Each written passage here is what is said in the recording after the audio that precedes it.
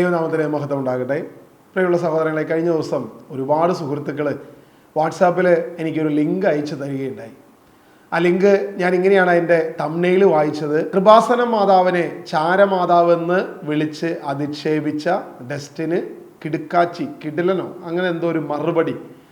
ഞാൻ വളരെ ആകാംക്ഷപൂർവ്വം ആ വീഡിയോ ഓപ്പൺ ചെയ്ത് നോക്കി. കാരണം നമുക്കൊരു മറുപടി ദൈവവചനത്തിൻ്റെ അടിസ്ഥാനത്തിൽ ഇതാ ഒരു സുഹൃത്ത് തരുന്നു. തീർച്ചയായിട്ടും അത് നമ്മൾ കാണണം. അപ്പോൾ ഞാനത് കണ്ടു നോക്കി. ഈ മറുപടി ഇട്ടിരിക്കുന്നത് മറ്റാരുമല്ല, നമ്മൾ 2 പ്രാവശ്യം അദ്ദേഹത്തിൻ്റെ ഫോൺ കോൾ വെച്ച് ഒരു വീഡിയോ ചെയ്തിരുന്നു. ഒരു ജിൻഡോ വർഗീസ് എന്ന് പറയുന്ന ഒരു സഹോദരൻ. ഇദ്ദേഹമാണ് യേശുക്രിസ്തുവിനെ പിച്ചള സർപ്പത്തോട് ഉപമിച്ചത്. പിച്ചള സർപ്പം തന്നെയാണ്, അതായത് ആ സർപ്പം തന്നെയാണ് ക്രിസ്തു എന്ന് ഉപമിച്ച ആ സഹോദരൻ ഇദ്ദേഹം തന്നെയാണ്. അപ്പോൾ ഇദ്ദേഹമാണ് മറുപടി ഇട്ടിരിക്കുന്നത്. 40 മിനിറ്റോളം ഉണ്ട്. ഞാനത് മറുപടി മുഴുവൻ കേട്ടു. പക്ഷെ വചനാടിസ്ഥാനത്തിൽ നമ്മൾ ഉന്നയിച്ച ചോദ്യങ്ങൾക്ക് ചരിത്രപരമായ തെളിവുകൾ വെച്ച് നമ്മൾ എടുത്തു വെച്ച പല മേഖലകളെയും തൊട്ടുപോലും നോക്കാതെ കുറേ ആരോപണങ്ങൾ മാത്രം വെച്ച് പോയ അദ്ദേഹത്തിന് ഞാൻ ഇനി എന്ത് മറുപടി കൊടുക്കാനാണ്? ഞാൻ അതിൻ്റെ കമൻറ്റ് ബോക്സുകളൊന്ന് വായിച്ചു നോക്കി. എല്ലാ കമൻറ്റുകളുടെയും ചോദ്യം ഇത് തന്നെയാണ്. നമ്മൾ ഉന്നയിച്ച ഓരോ വചനാടിസ്ഥാനമുള്ള ചോദ്യത്തിന് എവിടെ ജിൻഡോ ഉത്തരം? എവിടെയാണ് ഉത്തരം?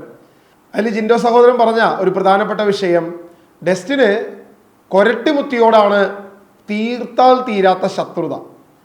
അപ്പം എന്തായാലും ഇന്ന് കൊരട്ടിമുത്തിയെക്കുറിച്ച് തന്നെ ഒരു വീഡിയോ ചെയ്ത് കളഞ്ഞേക്കാമെന്ന് വിചാരിച്ചു. കാരണം എൻ്റെ തീർത്താൽ തീരാത്ത ശത്രുത എന്തുകൊണ്ടാണ് എന്നുള്ളത് കൂടെ എല്ലാവരും തിരിച്ചറിയണമല്ലോ. അപ്പം എന്താണ് എനിക്ക് കൊരട്ടിമുത്തിയോടുള്ള ശത്രുത എന്നുള്ളതാണ് നമ്മൾ ഈ വീഡിയോ കാണാൻ പോകുന്നത്. എറണാകുളം അങ്കമാലി അതിരൂപതയിൽപ്പെടുന്ന തൃശ്ശൂർ, ഏകദേശം തൃശ്ശൂരിൻ്റെയും എറണാകുളത്തിൻ്റെയും ബോർഡറായി നിൽക്കുന്ന കൊരട്ടി എന്ന് പറയുന്ന സ്ഥലത്ത് സ്ഥിതി ചെയ്യുന്ന ഒരു വലിയ ചർച്ചാണ് കൊരട്ടിപ്പള്ളി. കൊരട്ടിമുത്തി എന്നാണ് പ്രധാനമായും അവിടെ അറിയപ്പെടുന്ന ആ ഒരു പേര്. കാരണം കൊരട്ടിമുത്തി എന്ന് പറഞ്ഞാലേ ആളുകൾ അറിയത്തുള്ളൂ. അപ്പം നമ്മൾ ഈ കാണുന്ന ആ ചർച്ചിൻ്റെ ഫ്രണ്ടിലുള്ളൊരു കൽക്കുരിശ് കണ്ടാൽ നമുക്ക് തോന്നും ഇതൊരു അമ്പലത്തിലേക്കാണ് നമ്മൾ പോകുന്നതെന്ന് തോന്നുമെങ്കിലും ഇത് അമ്പലമല്ല.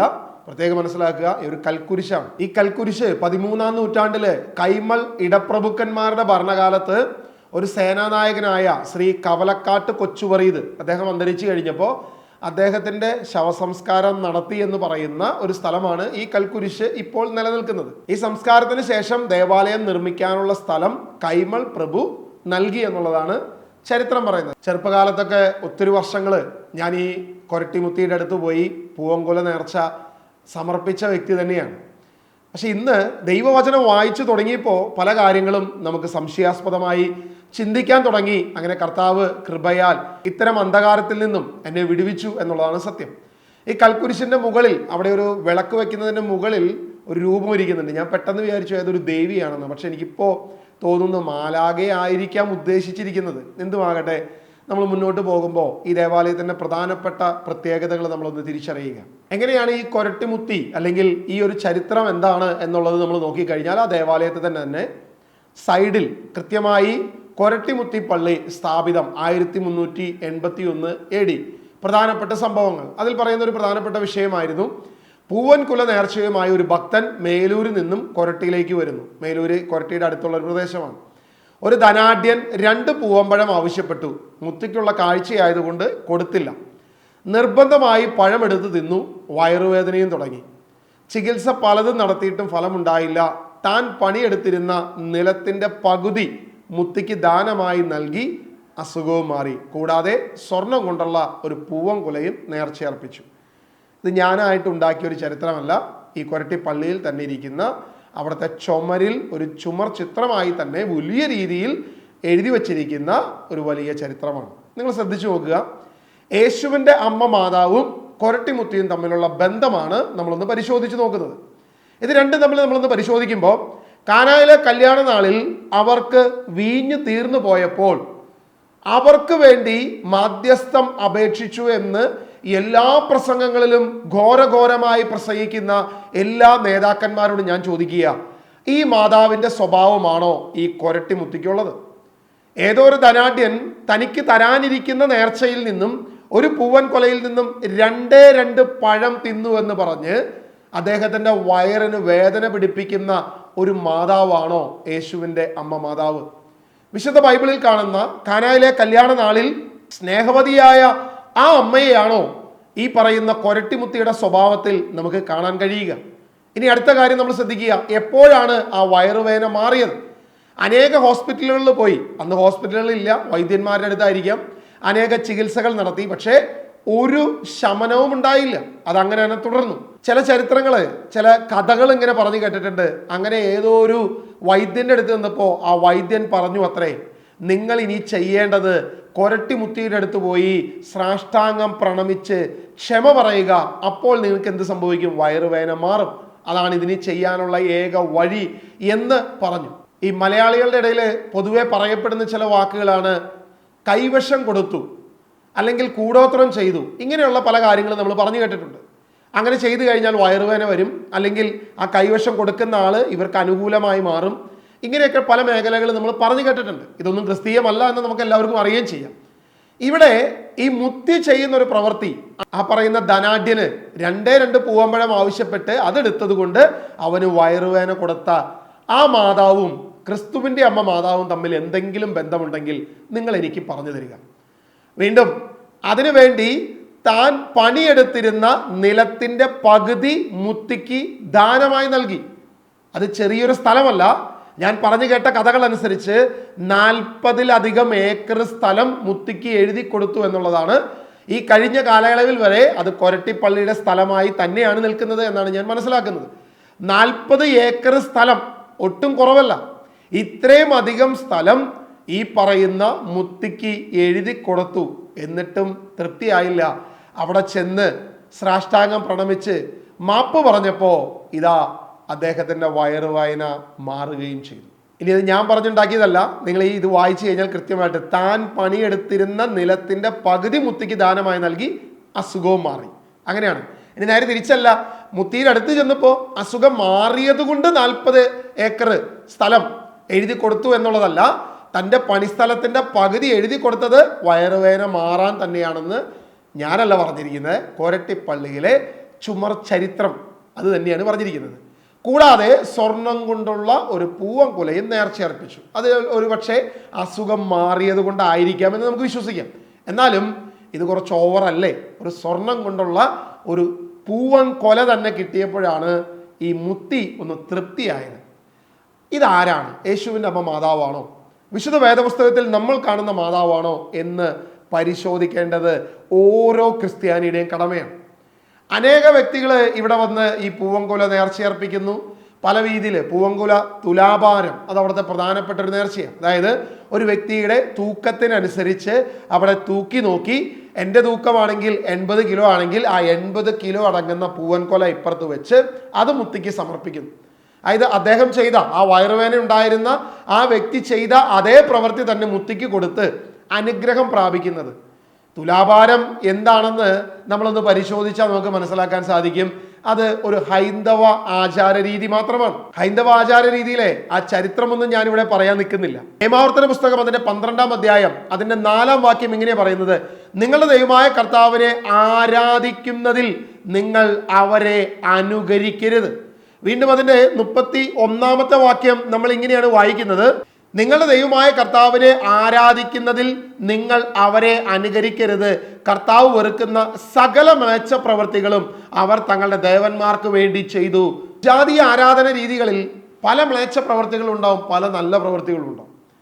കർത്താവ് വ്യക്തമായിട്ട് പറയുകയാണ്, മറ്റുള്ളവർ ചെയ്യുന്ന പ്രവൃത്തി നീ ചെയ്യരുത്, നിനക്കത് അനുവദനീയമല്ല എന്ന് ദൈവത്തിന്റെ വചനത്തിൽ വ്യക്തമായിട്ട് പറഞ്ഞിരിക്കുക. ഇനി അത് ഇസ്രായേലിനെ സംബന്ധിച്ച് മാത്രമാണോ? നിയമാവർത്തന പുസ്തകം 18-ാം അധ്യായം അതിന്റെ 9-ാം വാക്യം: നിന്റെ ദൈവമായ കർത്താവ് തരുന്ന ദേശത്ത് നീ വരുമ്പോൾ ആ ദേശത്തെ ദുരാചാരങ്ങൾ നീ അനുകരിക്കരുത്. അത് ഏത് ദേശത്ത് തന്നെയായാലും, കേരളത്തിലോ വിദേശ രാജ്യത്തോ എവിടെ ചെന്നാലും അവിടുത്തെ മറ്റ് ആചാര രീതികൾ നീ എന്ത് ചെയ്യരുത്? അനുകരിക്കരുത്. അത് കണ്ട് ആകർഷനായി നീ അത് ദേവാലയത്തിൽ കൊണ്ടുവരരുത് എന്ന് കൽപ്പിച്ചത് ഈ വിശുദ്ധ ബൈബിളാണ്, ദൈവവചനമാണ് നമ്മളോടത് കൽപ്പിച്ചിരിക്കുന്നത്. അത് ചെയ്യരുത് എന്ന് പറഞ്ഞിരിക്കുന്നു. നമ്മൾ എന്ത് ചെയ്യുന്നു? ദൈവവചനം എന്തും പറഞ്ഞുകൊള്ളട്ടെ, ബൈബിളിൽ എന്തും എഴുതിക്കൊള്ളട്ടെ, അപ്പസ്തോലന്മാരോ പ്രവാചകന്മാരോ എന്ത് തന്നെ പറഞ്ഞുകൊള്ളട്ടെ, ഞങ്ങൾക്കിതൊന്നും ബാധകമല്ല, ഞങ്ങളിത് ചെയ്യും എന്ന് പറഞ്ഞുകൊണ്ടാണ് നമ്മൾ മുന്നോട്ട് പോകുന്നത്.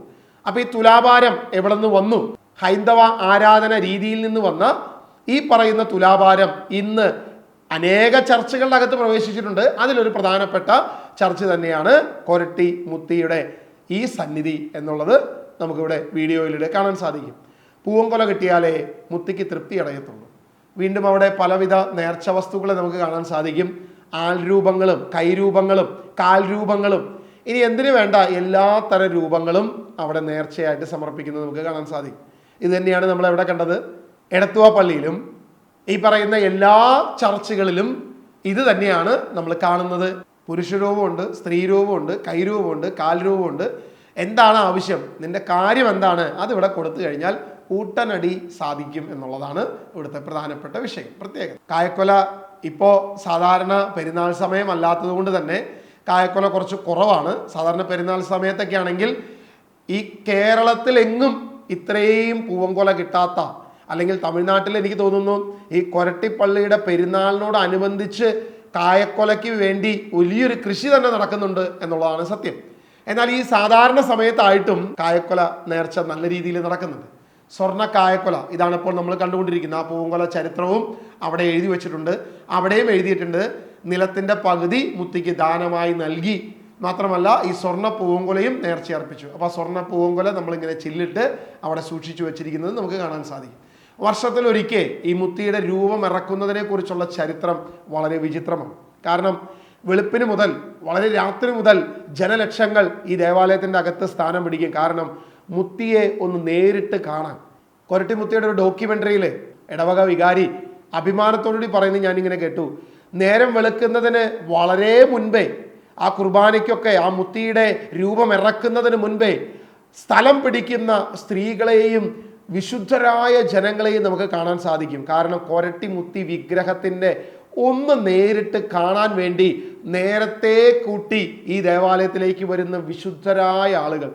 ഇതെന്താണ് സൂചിപ്പിക്കുന്നത്? ആ വിഗ്രഹത്തെ ആരാധിക്കുന്ന ദൈവത്തെക്കാൾ അധികമായി, അനുദിനം ആ ദേവാലയത്തിൽ നടക്കുന്ന വിശുദ്ധ കുർബാനയേക്കാൾ അധികമായി, യേശുവിൻ്റെ ശരീരരക്തങ്ങളെക്കാൾ അധികമായി അവർക്ക് ശ്രേഷ്ഠമായി കാണാൻ ആഗ്രഹിക്കുന്നത് ഈ കൊരട്ടിമുത്തിയുടെ ഈ വിഗ്രഹത്തെയാണ് എന്നുള്ളതിന് നിലവറയിലിരിക്കുന്ന അടച്ചു വെച്ചിരിക്കുന്ന ഈ മുത്തിയുടെ ദർശനം കിട്ടിയ അനുഗ്രഹം പ്രാപിക്കലാണ് എന്നുള്ളത് ഈ അച്ഛൻ്റെ വാക്കുകളിൽ നിന്ന് തന്നെ വ്യക്തമാണ്. മറ്റൊരു സമ്പ്രദായമാണ് അടിമ സമ്പ്രദായം. അതും അവിടെയുണ്ട്. അതായത് കൊരട്ടിമുത്തിക്ക് അടിമ വയ്ക്കുക. ദൈവവചനത്തിൽ വളരെ വ്യക്തമായിട്ട് 1 കൊരിന്തോസ് 7-ാം അധ്യായം അതിൻ്റെ 22-ഉം 23-ഉം വാക്യങ്ങൾ ഇങ്ങനെ പറഞ്ഞിരിക്കുന്നത്: എന്തെന്നാൽ അടിമയായിരിക്കുമ്പോൾ കർത്താവിൻ്റെ വിളി ലഭിച്ചവൻ കർത്താവിനാൽ സ്വതന്ത്രമാക്കപ്പെട്ടവനാണ്. അതുപോലെ തന്നെ സ്വതന്ത്രനായിരിക്കുമ്പോൾ വിളി ലഭിച്ചവൻ ക്രിസ്തുവിൻ്റെ അടിമയുമാണ്. നമ്മൾ ആരാണ്? ക്രിസ്തുവിൻ്റെ അടിമയാണ്. വീണ്ടും അടുത്ത വാക്യം വളരെ ശ്രദ്ധിക്കണം. നിങ്ങൾ വിലയ്ക്ക് വാങ്ങപ്പെട്ടവരാണ്, നിങ്ങൾ മനുഷ്യരുടെ അടിമകളായി തീരരുത്. ഇവിടെ മാതാവിനെ അടിമ വയ്ക്കുമ്പോൾ, ഇവിടെയുള്ള കൊരട്ടിമുത്തിക്ക് അടിമ വയ്ക്കുമ്പോൾ നമ്മൾ ആർക്കാണ് അടിമ വയ്ക്കുന്നത്? ദൈവവചനം വ്യക്തമായിട്ട് പറയുന്നു, നിങ്ങൾ മനുഷ്യരുടെ അടിമകളാകരുത്. ഇത് ദൈവവചനമാകയാൽ യേശുവിൻ്റെ അമ്മ മാതാവ് ഒരിക്കലും പറയത്തില്ല നിങ്ങൾ വന്ന് എനിക്ക് അടിമ വയ്ക്കി എന്ന് പറയത്തില്ല. അപ്പൊ നമ്മൾ ആർക്കാണ് അടിമ വയ്ക്കുന്നത്? യേശുവിൻ്റെ അമ്മ മാതാവിനല്ല അടിമ വയ്ക്കുന്നത്, പകരം കൊരട്ടി മുത്തിക്കാണ് അടിമ വയ്ക്കുന്നത്. ഈ കൊരട്ടി മുത്തിക്ക് അടിമ വെച്ചിരിക്കുന്ന എത്ര പേര് രക്ഷപ്പെട്ടിട്ടുണ്ട്, അനുഗ്രഹം പ്രാപിച്ചിട്ടുണ്ട്? എനിക്കത് അറിയാൻ താല്പര്യമുണ്ട്. കഴിയെങ്കിൽ ഈ വീഡിയോയുടെ അടിയിൽ വന്ന് കൊരട്ടി മുത്തിക്ക് അടിമയായി കഴിയുന്ന ആളുകൾ അനുഗ്രഹിക്കപ്പെട്ടത് ഒന്ന് കമൻറ്റ് ചെയ്യണമെന്ന് വിനീതമായി ഞാൻ അഭ്യർത്ഥിക്കുന്നു. പ്രിയമുള്ളവരെ, ഇങ്ങനെയൊരു വിഗ്രഹത്തിന്, ഇങ്ങനെയൊരു ദുർദേവതയ്ക്ക് അടിമ വയ്ക്കുമ്പോൾ അവന്റെ ജീവിതം അതുപോലെ കഷ്ടത്തിലാകും, അതുപോലെ ദുരിതത്തിലാകും. കാരണം ദൈവത്തിന്റെ വചനം പറഞ്ഞിരിക്കുക, നിങ്ങൾ രക്തം കൊണ്ട് വിലയ്ക്ക് വാങ്ങപ്പെട്ടവരാ. ഓരോ വിശുദ്ധ കുർബാനയിലും ആ രക്തം നീ ഭക്ഷിക്കുന്നുണ്ടെങ്കിൽ, നീ പാനം ചെയ്യുന്നുണ്ടെങ്കിൽ, രക്തം കൊണ്ട് വിലയ്ക്ക് വാങ്ങപ്പെട്ടവൻ ഇനി ഒരു മനുഷ്യനെ അടിമ വെക്കാൻ പാടില്ല. അത് കൊരട്ടി മുത്തിയാകട്ടെ, ഏത് മുത്തിക്കാണെങ്കിലും അടിമ വെക്കാൻ പാടില്ലെന്ന് ദൈവവചനമാണ് നമ്മളോട് പറഞ്ഞിരിക്കുന്നത്. നമുക്ക് തോന്നിയ പോലെ ഇത് ചെയ്യുമ്പോൾ നേതാക്കന്മാർ അവിടെ എഴുതി വെച്ചിരിക്കുക അടിമ വയ്ക്കാം. അടിമ വയ്ക്കുന്നതിന് ഒരു തുകയുണ്ട്, ഒരു സ്ലിപ്പുണ്ട്, ഒരു ചീട്ടുണ്ട്. ഇതൊക്കെ പണസമ്പാദനത്തിന്, ദുർദേവതകൾക്ക് അടിമ വെച്ച് നിങ്ങളുടെ മക്കളെ നശിപ്പിക്കരുതെന്ന് ഞാൻ വിനീതമായി അഭ്യർത്ഥിക്കുക. പ്രിയമുള്ളവരെ, ഇവിടെ കാണുന്ന പ്രധാനപ്പെട്ട ചില ആചാര രീതികൾ നമ്മളൊന്ന് പരിശോധിക്കുക. അത്ഭുത പ്രവർത്തകയായ കൊരട്ടിമുത്തിയുടെ തിരുനാൾ ആചാരാനുഷ്ഠാനങ്ങളുടെ ഭാഗമായി പാക്കരാർ സമുദായത്തിന്റെ നേതൃത്വത്തിൽ നടത്തുന്ന കൊട്ടുംകളിയും ഏറെ വിശിഷ്ടമാണ്. പ്രധാന തിരുനാൾ ദിനത്തോടനുബന്ധിച്ച് മുത്തി തന്റെ മക്കളെ കാണാൻ ഇറങ്ങുമ്പോൾ പള്ളിയുടെ കിഴക്കേ അങ്ങാടി നടയിൽ പറക്കൊട്ടും മുടിയാട്ടവും ആരംഭിക്കുകയും നാലങ്ങാടി ചുറ്റി പ്രദക്ഷിണം പള്ളിയിൽ കയറുമ്പോൾ ഈ നേർച്ചക്കൊട്ട് സമാപിക്കുകയും അവരും ആഘോഷമായി പള്ളിയിലെത്തി പറനിറച്ച് നേർച്ച സമർപ്പിക്കുകയും ചെയ്യുന്നു. അതായത് പള്ളിയിലെത്തി പറനിറച്ച് ഈ രൂപം ഇങ്ങനെ പ്രദക്ഷിണം എല്ലാം കഴിഞ്ഞ് തിരിച്ചു വരുമ്പോൾ ഒരു ഹൈന്ദവ ആചാര രീതികളിലുള്ള ഒരു ടീം, അവരെ നമുക്ക് ഒരിക്കലും തെറ്റു പറയാൻ പറ്റില്ല. കാരണം അവരുടെ വിശ്വാസമാണ്, അവരുടെ ചിന്താഗതികളാണ്. പക്ഷേ ഇത് ദേവാലയത്തിൻ്റെ അകത്ത് കയറി പറ നിറച്ച് മുത്തിക്ക് നേർച്ച നൽകി സമർപ്പിക്കുന്നു എന്ന് പറയുന്നു. മാത്രമല്ല ഈ കൂടിയാട്ടവും ഈ തുള്ളലും ഈ പരിപാടികളെല്ലാം ചർച്ചിൻ്റെ അകത്ത് തന്നെ നടത്തുന്നു എന്നുള്ളതാണ് ഇവിടുത്തെ പ്രധാനപ്പെട്ട വിഷയം. മുടിയാട്ടവും ഈ പറയുന്ന എല്ലാ പരിപാടികളും ദേവാലയത്തിൻ്റെ അകത്ത് തന്നെ നടത്തുന്നു. ഹൈന്ദവർ വിശ്വാസമർപ്പിക്കുന്ന 28 കാവുകളിലും വാഴുന്ന ദേവിമാരിൽ ജ്യേഷ്ഠതയാണ് കൊരട്ടിമുത്തി. ഹൈന്ദവർ വിശ്വാസമർപ്പിക്കുന്ന 28 കാവുകളിലും പ്രതിഷ്ഠിച്ചിരിക്കുന്ന ദേവിമാരിൽ ഏറ്റവും ജ്യേഷ്ഠതയാണ് കൊരട്ടിമുത്തി എന്നാണ് ഹൈന്ദവർ വിശ്വസിക്കുന്നത്. അത് അവരുടെ വിശ്വാസം, ഞാൻ അവരെ ഒന്നും പറയാനില്ല. കാരണം അത് അവരുടെ വിശ്വാസം, അവരുടെ സ്വാതന്ത്ര്യം, അവരുടെ ചിന്തകൾ, അതങ്ങനെ മുന്നോട്ട് പോകട്ടെ. നമുക്കൊരിക്കലും അവരെ തെറ്റു പറയാൻ പറ്റത്തില്ല. പക്ഷെ നമ്മൾ ചിന്തിച്ചു നോക്കുക, യേശുവിൻ്റെ അമ്മ മാതാവ് ഇങ്ങനെയാണോ? 28 കാവുകളിൽ സ്ഥാപിച്ചിരിക്കുന്ന ഈ മൂർത്തികൾക്ക് തുല്യമാണോ യേശുവിൻ്റെ അമ്മ മാതാവ് എന്ന് നമ്മളൊന്ന് ചിന്തിച്ചു നോക്കുക. ഇനി അങ്ങനെ അവർ വിശ്വസിക്കുന്നുവെങ്കിൽ അവരുടെ വിശ്വാസം ഈ ദേവാലയത്തിൻ്റെ അകത്ത് കയറ്റാൻ നമുക്ക് അനുവദിക്കേണ്ട കാര്യമുണ്ടോ? ഏതെങ്കിലും ഹൈന്ദവ ടെമ്പിളുകളിലോ അവരുടെ വിശ്വാസത്തിൻ്റെ അകത്തോ നമ്മുടേതായ എന്തെങ്കിലും ചെയ്യാൻ അവർ അനുവദിക്കുന്നുണ്ടോ? കാരണം അവർക്ക് അതിനെക്കുറിച്ച് ബോധ്യമുണ്ട്. എന്നാൽ ക്രിസ്ത്യാനി നമുക്കിതിനെക്കുറിച്ച് യാതൊരുവിധ ബോധ്യവുമില്ല. ഇനി ഞാൻ ഈ വിഷയം സംസാരിച്ചത് കൊണ്ട് അത് അവരുടെ വിശ്വാസമല്ലേ, മതസ്വാതന്ത്ര്യമല്ലേ, മതസൗഹാർദ്ദം ഞാൻ തകർക്കാൻ ശ്രമിച്ചു എന്ന് പറഞ്ഞുകൊണ്ട് നമ്മുടെ എടത്തുവ അമ്മച്ചി വന്നതുപോലെ തന്നെ കുറേ എണ്ണം കുന്തവും കുരിശുമായിട്ട് എൻ്റെ അടുത്തേക്ക് വരുമെന്ന് എനിക്ക് നന്നായിട്ട് അറിയാം. ഞാൻ പറയുന്നത് അവരുടെ വിശ്വാസം എന്തുമാകട്ടെ, അവരങ്ങനെ വിശ്വസിക്കട്ടെ. പക്ഷേ അതാണ് കൊരട്ടിമുത്തി എന്ന് നമ്മൾ സമ്മതിക്കുന്നതിന് തുല്യമല്ലേ ഈ പറയുന്ന ആചാര അനുഷ്ഠാന പ്രവർത്തികൾ ഈ ദേവാലയത്തിൻ്റെ അകത്ത് പ്രവേശിപ്പിക്കുമ്പോൾ അത് ചെയ്യുമ്പോൾ നമ്മൾ മൗനമായി സമ്മതിക്കുകയാണ് കൊരട്ടിമുത്തി ആരാണ്? ഈ 28 കാവുകളിലിരിക്കുന്ന അതേ ദേവിമാരുടെ ജ്യേഷ്ഠത്തിൽ തന്നെയാണ് ഈ കൊരട്ടിമുത്തി എന്ന് നമ്മൾ പരസ്യമായി സമ്മതിക്കുക. അപ്പം അത് സമ്മതിച്ചാൽ മതി, വേറെ പ്രശ്നമില്ല. യേശുവിൻ്റെ അമ്മ മാതാവെന്ന് പറയരുത്, എനിക്ക് അതിനോട് എതിർപ്പുള്ളൂ. നേരത്തെ ജിൻഡോ സഹോദരൻ പറഞ്ഞ പോലെ കൊരട്ടിമുത്തിയോടുള്ള എൻ്റെ ശത്രുത ഇത് മാത്രമാണ്. യേശുവിൻ്റെ അമ്മ മാതാവാണെന്ന് നിങ്ങൾ പറയുന്നില്ലെങ്കിൽ എനിക്കൊരു വിരോധവുമില്ല. പക്ഷെ അത് യേശുവിൻ്റെ അമ്മ മാതാവാണ്, അത് സിമ്പിൾ ഫെയ്ത്ത് ആണ് എന്നെല്ലാം പറഞ്ഞുകൊണ്ട് വന്നാൽ അത് അംഗീകരിച്ച് തരാൻ ക്രിസ്തീയ വിശ്വാസിക്ക്, വിശുദ്ധ ബൈബിൾ വായിച്ച ഒരൊറ്റ ക്രിസ്ത്യാനിക്കും അതിന് സാധിക്കത്തില്ല എന്നുള്ളതാണ് നഗ്നമായ സത്യം. എടത്തുവ അമ്മച്ചി ഞാൻ എറണാകുളത്തുകാരനാണെന്ന് പറഞ്ഞപ്പോഴേ ഹാലിളകിക്കൊണ്ട് ഓടി വന്നു. പ്രിയമുള്ളവരെ, ഇത് എറണാകുളം അങ്കമാലി അതിരൂപതയുടെ കീഴിലുള്ള ചർച്ചാണ്. എന്നെ സംബന്ധിച്ച് ഇങ്ങനൊരു പ്രശ്നമില്ല. എറണാകുളമായാലും ചങ്ങനാശ്ശേരി രൂപതയാണെങ്കിലും ആലപ്പുഴയാണെങ്കിലും തിരുവനന്തപുരമാണെങ്കിലും ഇനി ഏത് രൂപതയാണെന്നുള്ളതോ ഏത് ഡിനോമിനേഷനോ ആണെന്നുള്ളതോ അല്ല ഞാൻ നോക്കുന്നത്. എനിക്ക് ഒറ്റ കാര്യമേ ഉള്ളൂ, വിശുദ്ധ ബൈബിൾ എന്ത് പറയുന്നോ അതനുസരിച്ച് മുന്നോട്ട് പോവുക. ഇതേസമയം മുത്തി 4 ദിക്കും പ്രദക്ഷിണം കഴിഞ്ഞ് വരുന്നവരോടൊപ്പം ഇവരും പള്ളിയിൽ പ്രവേശിച്ച് പറനിറച്ച് നേർച്ച സമർപ്പിക്കുന്നു.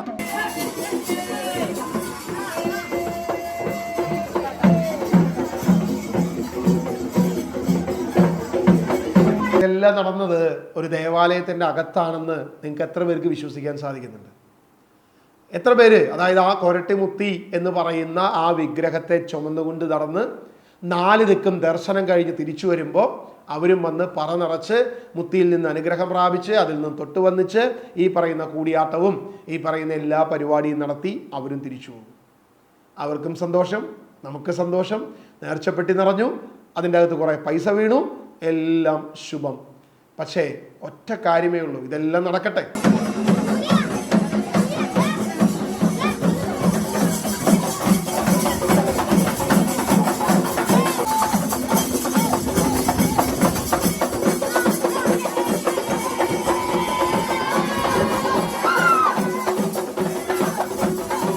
കൊരട്ടിമുത്തി അതിൻ്റെ പ്രയാണം തുടരട്ടെ, അതിൻ്റേതായ രീതിയിൽ പണസമ്പാദനം നടക്കട്ടെ. കഴിഞ്ഞ പെരുന്നാളിന് ശേഷം അച്ഛൻ വിളിച്ചു പറയുന്ന ഒരു വീഡിയോ ഞാൻ കാണുകയുണ്ടായി. എത്രയോ കോടി രൂപ ഇത്തവണത്തെ പെരുന്നാളിന് നീക്കിയിരിപ്പ് എന്ന് പറഞ്ഞുകൊണ്ട്. എന്തായാലും കോടികൾ സമ്പാദിക്കട്ടെ, അങ്ങനെ കുമിഞ്ഞു കൂടട്ടെ. പക്ഷേ ഇത് യേശുവിൻ്റെ അമ്മ മാതാവാണെന്നും ഈ പൂവൻകൊല കിട്ടിയാലേ യേശുവിൻ്റെ അമ്മ മാതാവിന് സന്തോഷമാകുന്നു എന്നൊന്നും ആരും പറഞ്ഞേച്ചു വന്നേക്കരുത്. അത് മാത്രമേ എനിക്ക് അപേക്ഷയുള്ളൂ. കൊരട്ടിമുത്തി പൂവൻകൊല കൊണ്ട് സന്തോഷിക്കട്ടെ, പൂവൻകൊല നേർച്ച വലുതാകട്ടെ. ഇനിയും നേർച്ചകൾ പുതിയതെന്തെങ്കിലുമൊക്കെ കണ്ടുപിടിക്കാൻ സാധിക്കുമെങ്കിൽ നമുക്കതെല്ലാം കൊരട്ടിമുത്തിയുടെ നടയിലേക്ക് കൊണ്ടുവരാൻ ശ്രമിക്കാം. ആവശ്യത്തിലധികം നേർച്ചകളും കോടിക്കണക്കിനധികം സമ്പാദ്യങ്ങളും കൊരട്ടിമുത്തി സമ്പാദിക്കട്ടെ എന്ന് ആശംസിച്ചുകൊണ്ട് ആ ദേവാലയത്തിന്, കൊരട്ടിമുത്തി ദേവാലയത്തിന് പുറത്തുള്ള ഒരു കുർബാന അർപ്പിക്കുന്ന ഒരു ചാപ്പൽ പോലെ ഇരിക്കുന്ന ഒരു സ്പേസാണ് നമ്മൾ കാണുന്നത്. അതിൻ്റെ പുറകിൽ ഒരു ചിത്രം ഞാനിങ്ങനെ കണ്ടു. എനിക്ക് വളരെ കൗതുകം തോന്നി. ഒരു കുരിശിലാണ് ഒരു വ്യക്തി കിടക്കുന്നത്. അത് കുരിശിൽ കിടക്കുന്ന യേശുക്രിസ്തുവിനെ ആയിരിക്കാം അവർ ഉദ്ദേശിച്ചിരിക്കുന്നത്. പക്ഷെ അതിൻ്റെ മുകളിൽ നമ്മൾ നോക്കിയ ഒരു അപ്പച്ചൻ, ഒരു പുതപ്പൊക്കെ പുതച്ച് ഒരു അപ്പച്ചൻ ഇരിക്കുന്നത് കാണുന്നുണ്ട്. ഇത് ആരെയാണ് ഉദ്ദേശിച്ചിരിക്കുന്നത് എനിക്ക് ഇപ്പോഴും മനസ്സിലായിട്ടില്ല. ഈ ചിത്രം ആരെയാണ് ഉദ്ദേശിച്ചതെന്ന് ഓരോ ക്രിസ്ത്യാനിയും എനിക്ക് അതിൻ്റെ അടിയിലൊന്ന് കമൻറ്റ് ചെയ്യുകയാണെങ്കിൽ എനിക്ക് കാര്യം മനസ്സിലാവുമായിരുന്നു. അപ്പോൾ എനിക്കിത് ആരാണെന്ന് ഈ ക്രിസ്ത്യാനികൾ, പ്രത്യേകിച്ച് കൊരട്ടിപ്പള്ളിയിലുള്ള ഇടവകക്കാരെങ്കിലും കാണുകയാണെങ്കിൽ എനിക്ക് ഈ മുകളിലിരിക്കുന്ന അപ്പച്ചൻ ആരാണെന്നും എനിക്കൊന്ന് പറഞ്ഞു തന്നാൽ വളരെ ഉപകാരമായിരിക്കും. ഈ ജടാനരകൾ വന്ന, ഈ താടി മുടിയൊക്കെ ഉള്ള, ഈ ഷോളൊക്കെ ധരിച്ച ഈ അപ്പച്ചൻ ആരാണെന്ന് ഏതെങ്കിലും ഒരു കൊരട്ടിമുത്തിയുടെ എളിയ സഹായകൻ, എളിയ അടിമ ആരെങ്കിലും ഒന്ന് കമൻറ്റ് ചെയ്താൽ എനിക്കത് സന്തോഷമാകും. എനിക്ക് കാര്യം അറിയാൻ വേണ്ടിയിട്ടാണ്, അതിനൊരു കൗതുകം കൊണ്ടാണ്. ആരും എന്നെ തെറ്റിദ്ധരിക്കരുത്. പിന്നീട് കണ്ട മറ്റൊരു കൗതുകകരമായ ഒരു വിഗ്രഹം, അതിങ്ങനെ ചമ്പ്രപ്പടിയൊക്കെ ഇട്ട് ഇങ്ങനെ ഇരിക്കുന്ന ഒരു കണ്ണടച്ച പുള്ളി ധ്യാനത്തിലാണെന്ന് എനിക്ക് തോന്നുന്നു. അത് ആരാന്ന് എനിക്ക് മനസ്സിലായില്ല. കാലൊക്കെ എങ്ങനെ ഇരിക്കുന്നുണ്ട്, ശ്രീബുദ്ധനാണോ എന്ന് എനിക്കൊരു സംശയമുണ്ട്. അതേ ബുദ്ധ പ്രതിമയിൽ നിന്നും ഉൾക്കൊണ്ട ഒരു ഇൻസ്പിറേഷൻ ആണോ ഇത് എന്ന് എനിക്ക് സംശയമുണ്ട്. അതായിരിക്കാം, എന്തുമാകട്ടെ, നമ്മൾ ബുദ്ധനെ ഒന്നും പറയുന്നില്ല. സകല കത്തോലിക്കനോടും ക്രിസ്തീയ വിശ്വാസത്തിലായിരിക്കുന്ന എല്ലാ വ്യക്തികളോടും, അത് ഏത് അതിരൂപത, ഏത് ഡിനോമിനേഷൻ, ഒരു വ്യത്യാസമില്ലാതെ എൻ്റെ ചോദ്യം ഇത്രയേ ഉള്ളൂ: മറ്റുള്ളവരെ അനുകരിക്കലും അവരുടെ നിന്നും കോപ്പി അടിച്ച് സ്വന്തമാക്കുന്നതുമാണോ ക്രിസ്തീയത? അതെയോ നമ്മൾക്കുള്ളത് മറ്റുള്ളവർക്ക് പകർന്നു കൊടുക്കുന്നതാണോ ക്രിസ്തീയത? അതുപോലെ തന്നെ യേശുവിൻ്റെ അമ്മ മാതാവ് കാനായിലെ കല്യാണ നാളിൽ വീഞ്ഞ് തീർന്നു പോയപ്പോൾ അവരുടെ വിഷമത്തെ, അവരുടെ വേദനയെ, അവർക്കുണ്ടായ വലിയ പ്രതിസന്ധിയെ മനസ്സിലാക്കി അവരെ സഹായിക്കാനായി പുത്രന്റെ അടുത്ത് ചെന്ന യേശുവിൻ്റെ അമ്മ മാതാവാണോ രണ്ട് പഴത്തിനു വേണ്ടി വൈരാഗ്യം തീർത്ത ഈ പറയുന്ന കൊരട്ടിമുത്തി എന്നുകൂടെ നിങ്ങൾ ചിന്തിക്കണം. ആ ഒരു ചിന്തയാണ് ഈ ഒരു വീഡിയോയിൽ നിന്ന് നിങ്ങൾക്ക് എനിക്ക് തരാനുള്ളത്. യേശുവിൻ്റെ അമ്മ മാതാവ് അല്ല ഈ പറയുന്ന കൊരട്ടിമുത്തി എന്നുള്ള സത്യം ഈ ധനാഢ്യൻ തിരിച്ചറിഞ്ഞെങ്കിൽ ഈ ധനാഢ്യൻ ഇപ്പോൾ ഇരിക്കുന്ന അവസ്ഥ എന്തായിരിക്കും? ആ ഇളിമ്പിനായ ആ മുഖം, സ്വർണവും പോയി, 40 ഏക്കർ സ്ഥലവും പോയി, അദ്ദേഹത്തിൻ്റെ ഒരു ഹൃദയത്തിലെ വേദന എന്തായിരിക്കുമെന്നാണ് ഞാനിപ്പോൾ ചിന്തിക്കുന്നത്. സ്വത്തെല്ലാം ഇത് കൊടുത്ത് മണ്ടത്തിലായാലോ കുട്ടി ശങ്കര. ആക്കിയതാണോ ഇതാരും ഇത് ഇവിടെ കൊണ്ടുവച്ച ഈ പൂങ്കുഴ?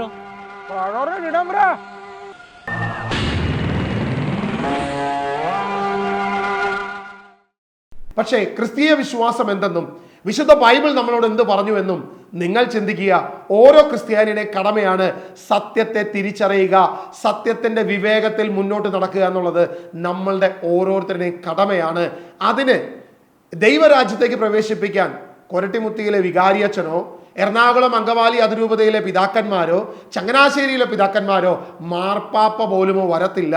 നിങ്ങളുടെ വിശ്വാസം സത്യവചനമനുസരിച്ച്, വിശുദ്ധ ബൈബിൾ അനുസരിച്ചായിരിക്കണം എന്നുള്ളതാണ് നമുക്ക് നൽകിയിരിക്കുന്ന അപ്പസ്തോലന്മാരുടെ പാരമ്പര്യം. അതനുസരിച്ച് പോകുന്നവൻ ദൈവരാജ്യത്തിലെത്തും. അല്ലാത്തവൻ്റെ കാര്യത്തിൽ എനിക്ക് യാതൊരു പ്രതീക്ഷയുമില്ല. അതുകൊണ്ട് വിശ്വാസി സത്യത്തെ തിരിച്ചറിയുവാൻ, സത്യം നിന്നെ സ്വതന്ത്രരാക്കുവാൻ, ദൈവത്തെ ആത്മാവിലും സത്യത്തിലും ആരാധിക്കുവാൻ ദൈവം നിങ്ങളെ അനുഗ്രഹിക്കട്ടെ. വിഗ്രഹത്തെ വലിച്ചെറിഞ്ഞുകൊണ്ട്, വിഗ്രഹത്തിൻ്റെ എല്ലാ പ്രവൃത്തികളെയും എല്ലാ തിന്മകളെയും തിരിച്ചറിഞ്ഞുകൊണ്ട് കർത്താവ് നിനക്ക് ഒരു തിരിച്ചറിവിൻ്റെ കൃപ നൽകട്ടെ എന്ന് ഞാൻ പ്രാർത്ഥിക്കുക. എന്തായാലും ജിൻഡോ ബ്രദർ പറഞ്ഞതുപോലെ തന്നെ കൊരട്ടിമുത്തിയോട് അതീവമായ തീർത്താൽ തീരാത്തൊരു ശത്രുതയാണ് എനിക്ക് എന്ന് പറഞ്ഞ ജിൻഡോ ബ്രദറിന് പ്രത്യേകം നന്ദി പറഞ്ഞുകൊണ്ട്, കാരണം അതുകൊണ്ട് ഈ കൊരട്ടിയെക്കുറിച്ച് ഒരു വീഡിയോ ചെയ്യാനായിട്ട് പെട്ടെന്ന് ഒരു പ്രചോദനവും ദൈവത്തിൻ്റെ ആത്മാവിൽ നിന്നും എനിക്കൊരു അനുവാദവും കിട്ടി. അതുകൊണ്ട് ജിൻഡോ ബ്രദറിന് പ്രത്യേകം നന്ദി പറഞ്ഞുകൊണ്ട്, എനിക്കെതിരെ ആരോപണം ഉന്നയിച്ചത് മാത്രമല്ല, ദൈവവചന അടിസ്ഥാനത്തിൽ അതിനെക്കുറിച്ച് ഉത്തരങ്ങൾ ജിൻഡോ ബ്രദർ തരുമെന്ന വിശ്വാസത്തിൽ, അതല്ലെങ്കിൽ നമുക്കൊരു ചർച്ച തന്നെ ആകാം എന്ന് പറഞ്ഞുകൊണ്ട് നിർത്തുന്നു.